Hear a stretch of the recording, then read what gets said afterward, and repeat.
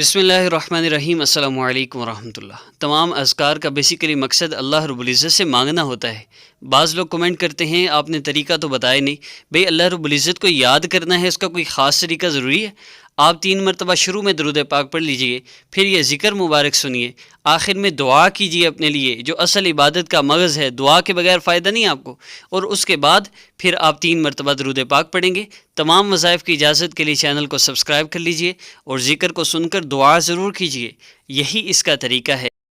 और हर अपलोड होने वाला वजीफ़ा आप किसी भी मकसद के लिए कर सकते हैं।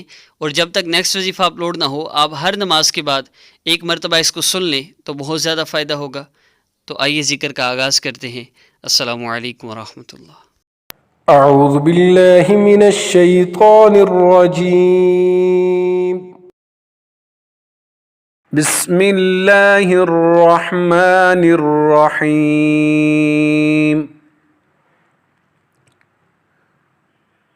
ويل لكل همزة لمزة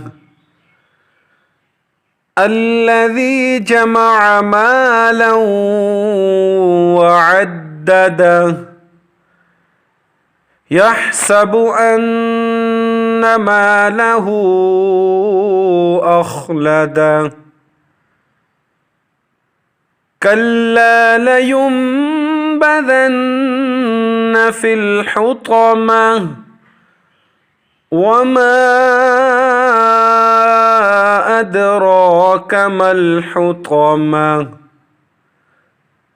نار الله الموقدة التي تطلع على الأفئدة إنها عليهم مؤصدة في عمد ممددة.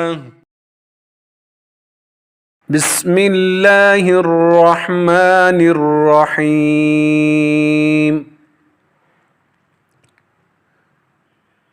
ويل لكل همزة لمزة الذي جمع مالا وعدده يحسب أن ماله أخلده كلا لينبذن في الحطمة وما أدراك ما الحطمة نار الله الموقدة التي تطلع على الأفئدة إنها عليهم مؤصدة في عمد ممددة. بسم الله الرحمن الرحيم.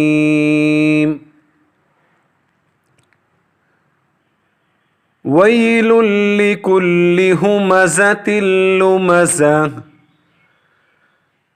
الذي جمع مالا وعدده يحسب أن ماله أخلده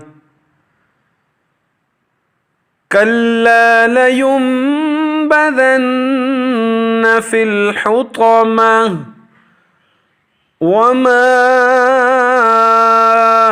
أدراك ما الحطمة نار الله الموقدة التي تطلع على الأفئدة إنها عليهم مؤصدة في عمد ممددة. بسم الله الرحمن الرحيم ويل لكل همزة لمزة الذي جمع مالا وعدده يحسب أن ماله أخلده كلا لينبذن في الحطمة وما أدراك ما الحطمة نار الله الموقدة التي تطلع على الأفئدة إنها عليهم مؤصدة في عمد ممددة.